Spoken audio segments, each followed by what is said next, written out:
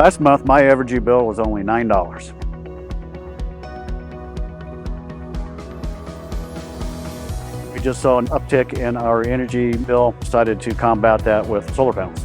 When you look at the future cost of electricity and being able to lock in your rate now for the next 20 to 25, 30 years, it's really a no-brainer. They sit up there on the roof, they do their job. You can check your app every day and see how much it's producing. And many times it's producing much more than my home is consuming.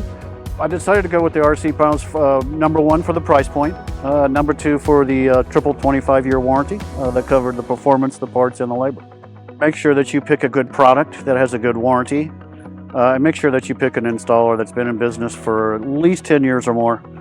And then again, just do your research, make sure you pick a good product and a good company.